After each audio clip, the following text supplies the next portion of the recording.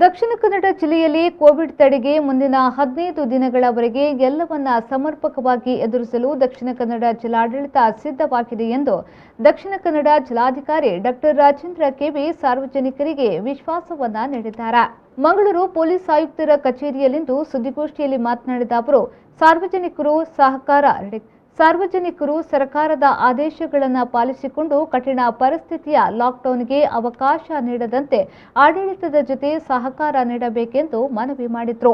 ನಗರದ ಎಂಸಿಎಫ್ ಎನ್ಐಟಿಕೆಯಲ್ಲಿಯೂ ಹಾಸಿಗೆಗಳನ್ನು ಮೀಸಲಿಡಲು ಪ್ರತಿ ತಾಲೂಕಿನಲ್ಲೂ ಪ್ರತ್ಯೇಕ ಕೋವಿಡ್ ಕೇರ್ ಕೇಂದ್ರಗಳನ್ನು ತೆರೆಯಲು ತಹಶೀಲ್ದಾರಿಗೆ ಜಾಗ ಗುರುತಿಸಲು ಸೂಚಿಸಲಾಗಿದೆ ಎಂದು ಅವರು ಹೇಳಿದರು.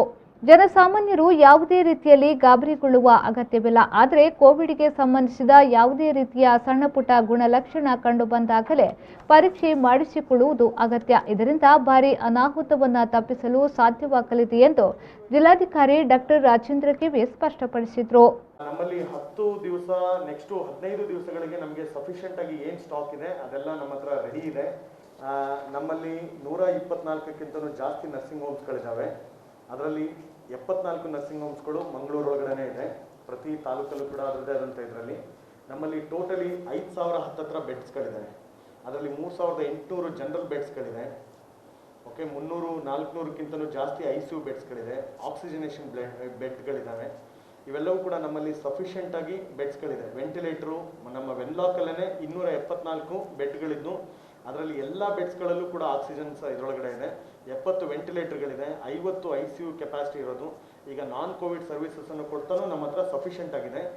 ನಾವು ಇದನ್ನು ಮಾಡ್ತಾ ಇರೋದ್ರಿಂದ ಯಾವಾಗ ಇದೆಲ್ಲ ನಾವೀಗ ಒಂದು ಜನಗಳಲ್ಲಿ ಭರವಸೆ ಮತ್ತು ಕಾನ್ಫಿಡೆನ್ಸ್ ಹುಟ್ಟೋದು ಒಂದು, ಆದರೆ ಈ ಎಲ್ಲವೂ ಕೂಡ ಅನಗತ್ಯವಾಗಿ ಓಡಾಡೋ ರೀತಿ ಒಳಗಡೆ ಆಗಬಾರ್ದು. ನಮ್ಮಲ್ಲಿ ಸಫಿಷಿಯೆಂಟ್ ಆಗಿದೆ ಅನ್ನೋದಕ್ಕೆ ಯಾವ ಟೈಮಲ್ಲಿ ಇವೆಲ್ಲವೂ ಕೂಡ ಎಕ್ಸಾಸ್ಟ್ ಆಗುತ್ತೆ ಅನ್ನೋದನ್ನು ಹೇಳೋದಕ್ಕಾಗಲ್ಲ. ಈಗ ಸಫಿಷಿಯೆಂಟ್ಲಿ ನಮ್ಮ ಹತ್ರ ಜಿಲ್ಲಾಡಳಿತದ ವತಿಯಿಂದ ನಾವು ಅದನ್ನು ಎಲ್ಲರಿಗೂ ನಮಸ್ಕಾರ. ಈ ಕೊರೋನಾ 2ನೇ ಅಲೆಯ ಅಬ್ಬರದ ಹಿನ್ನೆಲೆಯಲ್ಲಿ ಸಾಕಷ್ಟು ವಿವರವಾದಂತಹ ಮಾರ್ಗಸೂಚನೆಗಳನ್ನು ಕೇಂದ್ರ ಸರ್ಕಾರ, ರಾಜ್ಯ ಸರ್ಕಾರ, ಜಿಲ್ಲಾಡಳಿತ ಈಗಾಗಲೇ ಸಾರ್ವಜನಿಕರಿಗೆ ನೀಡಿದೆ. ಅಷ್ಟಾಗಿಯೂ ಕೂಡ ಕೆಲ ಗೊಂದಲಗಳು ಇರೋದ್ರ ಹಿನ್ನೆಲೆಯಲ್ಲಿ ಎಲ್ಲ ಸಾರ್ವಜನಿಕರು ಭಾಳ ಸ್ಪಷ್ಟವಾಗಿ ಎಲ್ಲ ನ್ಯೂಸ್ ಚಾನೆಲ್ಗಳಲ್ಲಿ, ಪ್ರಿಂಟ್ ಮೀಡಿಯಾದಲ್ಲಿ, ಸೋಷಿಯಲ್ ಮೀಡಿಯಾದಲ್ಲಿ, ಡಿಜಿಟಲ್ ಪ್ಲ್ಯಾಟ್ಫಾರ್ಮ್ಸಲ್ಲಿ ಮಾಹಿತಿ ಇದ್ದರೂ ಕೂಡ ಕೆಲವರು ನಮಗೆ ಗೊತ್ತಿರಲಿಲ್ಲ ಈ ಥರ ಹೇಳ್ತಿರುವಂಥದ್ದು ನಮಗೆ ತಿಳಿದು ಬಂದಿದೆ. ಹಾಗಾಗಿ ನಾವು ಮನವಿ ಮಾಡ್ಕೊಳ್ಳುವಂಥದ್ದು ಎಲ್ಲರೂ ಗೈಡ್ಲೈನ್ಸ್ ಏನಿದೆ ಅದನ್ನು ಓದ್ಕೋಬೇಕು ಒಂದ್ಸರಿ. ಈಗ ನಾವು ಇವತ್ತು ಕೆಲವು ಎಸ್ಟಾಬ್ಲಿಷ್ಮೆಂಟ್ಸು ಪರಿಶೀಲನೆ ಮಾಡಲಿಕ್ಕೆ ಹೋಗಿದ್ವಿ. ಅಲ್ಲಿ ಎಲ್ಲರೂ ವಿದ್ಯಾವಂತರಿದ್ದಾರೆ. ದೊಡ್ಡ ದೊಡ್ಡ 50-100 ಜನ ಎಂಪ್ಲಾಯೀಸನ್ನು ಸೂಪರ್ವೈಸ್ ಮಾಡುವಂಥರಿದ್ದಾರೆ. ಅವ್ರು ಹೇಳ್ತಾರೆ ನಮಗೆ ಗೊತ್ತಿರಲಿಲ್ಲ ಅಂತ. ಈ ಥರದ್ದು ಆಗೋದು ಬೇಡ. ಅದ್ರ ಜೊತೆಗೆ ನಮ್ಮ ಪೊಲೀಸ್ ಇಲಾಖೆಯಿಂದ ನಮ್ಮ ಎಲ್ಲ ಅಧಿಕಾರಿಗಳಿಗೆ, ಸಿಬ್ಬಂದಿಗಳಿಗೆ ಸರ್ಕಾರದ ಮಾರ್ಗಸೂಚಿ ಏನಿದೆ ಅದನ್ನು ಭಾಳ ಸ್ಪಷ್ಟವಾಗಿ ನೀಡಲಾಗ್ತಿದೆ. ಈ ಒಂದು ಮಾಧ್ಯಮಗಳ ಜೊತೆ ಒಂದು ಬ್ರೀಫಿಂಗಿಗೆ ಬಂದಿರುವಂಥ DC ಅವರಿಗೆ ನಾನು ಸ್ವಾಗತವನ್ನು ಬಯಸ್ತೇನೆ ಮತ್ತು ಮಾಧ್ಯಮವನ್ನು ಉದ್ದೇಶಿಸಿ DC ಅವರಿಗೆ ಮಾಡ್ತೀನಿ. ಎಲ್ಲರಿಗೂ ನಮಸ್ಕಾರ.